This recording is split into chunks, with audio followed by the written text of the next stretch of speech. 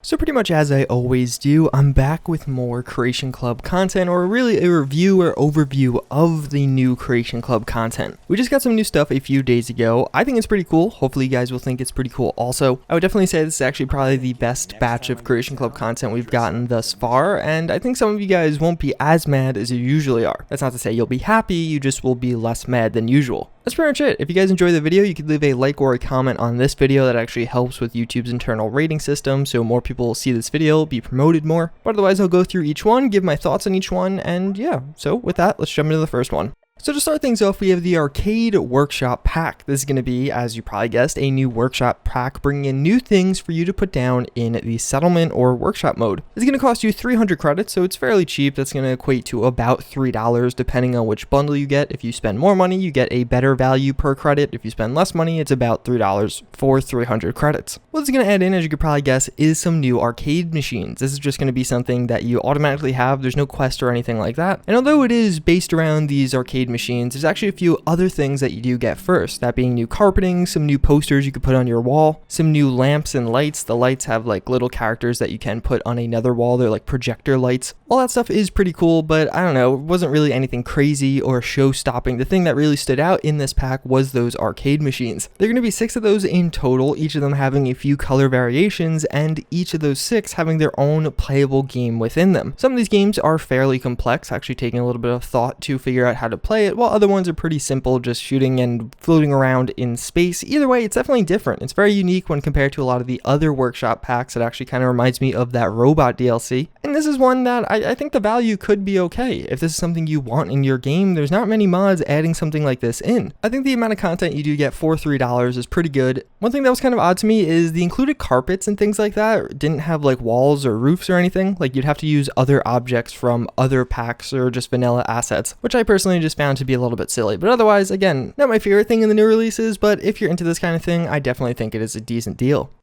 Then we have one that's really interesting, and that's going to be the Coffee and Donuts Workshop Pack. This is going to be based off of Slocum's Joe. It's one of the chain restaurants that are in the Commonwealth. Obviously, they're not actually operating anymore, but with this workshop pack, you actually can create your own operating restaurant if you kind of wanted to. Right off the bat, one of the things it's going to do is add in a ton of new workshop content. As you did see, this costs 600 credits, so it's definitely on the high end as far as Creation Club goes, but still within the bundle price of one bundle. So if you bought anything, you had to spend at least this much money. But there are quite a few different things here. Unlike the previous arcade workshop pack, this one actually does have floors, a ton of different colors of them, walls, lights, doors, windowed walls, doored walls, things like that. It actually created a little mini, I guess, donut shop, as you'd call it, showing off some of the different things included with this. And a lot of these assets are really high quality. It includes custom signs, as you did see, and I'm only showing you one of them, but there's like 6 different options here. Some of them light up, some of them have a little coffee in it, some of them don't. I could go on and on, but pretty much everything you're seeing right now on screen, there's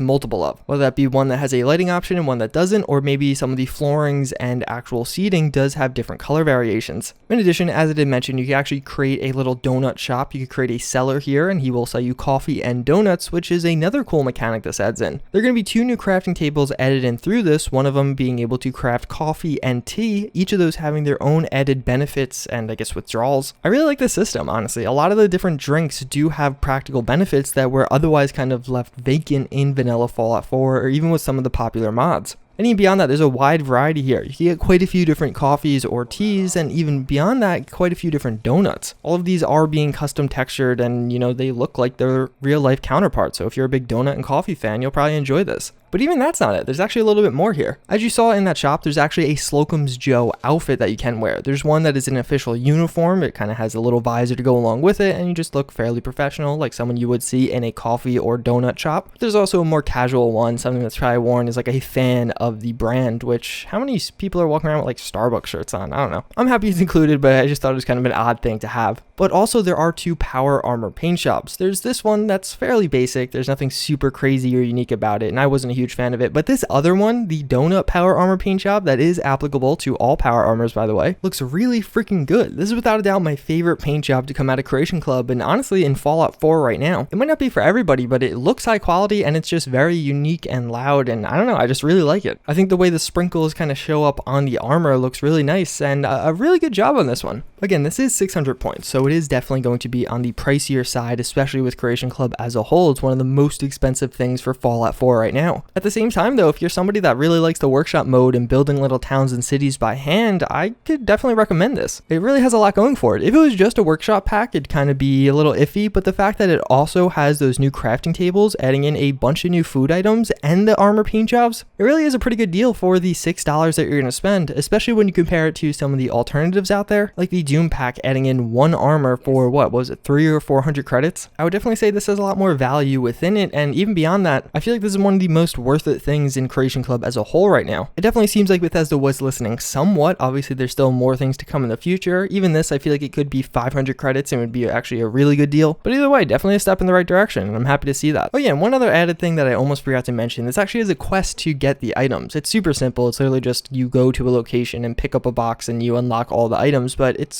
still a nice gesture. I really like that. Even though it was super simple and I would rather see a little bit more content in the future, like maybe a gang of raiders trying to set up their own donut shop or something, just a short, funny little storyline. Having that quest was fairly memorable, and going to the Slocum's Joe HQ kind of grounded it in the Commonwealth and made it feel at least a little bit lore friendly.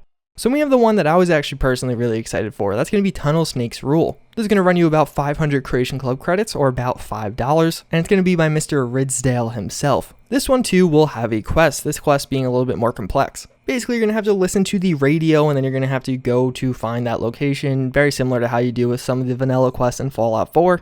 It's going to take you to the subway system in Fallout 4. There you're going to find a bunch of tunnel snake or snake drawings on the walls, paintings, whatever you want to call them. I really like this. I mean, it was fairly simple, but it definitely made the quest a little bit more memorable. It made it stand out in my head. There you'll actually find two new items that this mod does add in, one of them being the classic 10mm pistol, this being one of the ones that appeared in some of the earlier Fallout games. It's pretty cool, but fairly basic. I think the sounds were done really well. I really love the satisfying sound when you fire this. The animations are reusing the ones for the vanilla 10mm pistol, so nothing crazy there. And the attachments are largely similar to the vanilla 10mm pistol also. You could call it lore friendly, or you could call it basic. Either way, it's okay, not great. It's nothing really that's going to make this stand out from the pack. But you also do get the Tunnel Snake's jacket. This is something a lot of people probably would really enjoy. I believe there's a few other mods adding this back in. It's high quality, it definitely looks good, it's not bad or anything, but it's also very simple. What you see is really what you get, and then you pretty much can just continue through the quest. After that, you're going to find a few more iterations of those two items, which you can pick up or can just leave. The quest itself is actually going to give you an explanation as to why the tunnel snakes are in the Commonwealth and what happened to the ones in the Commonwealth. Unfortunately, as I kind of hoped or predicted, this is not going to add them into the level list. You're never going to experience any normal tunnel snakes with this added onto your game. But it does do a pretty good job of making this lore friendly. That's something they haven't really done a great job in the past, and I do definitely appreciate that. The quest in its entirety is maybe, I don't know, 20, 30, 40 minutes tops if you're playing on like survival and have to walk everywhere or die a bunch of times or something. It's fairly simple. There's nothing crazy going on here. It's nice to see a lot of that tunnel snake kind of logos and stuff on the walls, as well as reading through the terminal entries was fairly satisfying. One other thing you will receive through this is a unique variant of that classic 10mm pistol. This is like a proper unique. It does have a retexture on it, making it look quite a bit cooler. But otherwise, that's really it. Again, it's a fairly short quest. I wish there was more to it. I feel like it would have been really cool to have a NPC or maybe get a new follower out of it. I mean, I know there's issues with localization, that being that they can't really translate things as easily because they have to get a ton of different voice actors since Creation Club is available in a ton of different countries and different languages. But this one, although cool and definitely having the best quest we've seen in Creation Club thus far, was otherwise kind of lacking. I think if it was maybe 300 or 400 points, it would have been a better value. At 500 points, I feel like it's kind of a little bit too expensive for the items you do get, at least in my opinion. And it's not a total ripoff, like there's other things that are way worse value at the same price point, but it's definitely not the best value either. I definitely think that's going to be the workshop DLCs. Unfortunately, I'm not super into the workshop mode. There's also a Pip-Boy and Power Armor paint job, but I'm not going to cover those. And yeah, that's pretty much it. I mean, those are my opinions on this. It definitely felt like a big step forward for Creation Club. I know a lot of people are still going to dislike it, but it seems like at least somewhat Bethesda listened to some of the feedback. There's without a doubt still room for improvement, but this is definitely the best iteration and the best releases we've had thus far. I think some people will actually be happy paying for these at their sticker price, which is cool. The Tunnel Stakes one's cool, but if you wait for a sale, I wouldn't blame you. That's pretty much going to wrap it up for this video. As always, again, and thank you for watching, and yeah, hope to see you guys all next time. Later.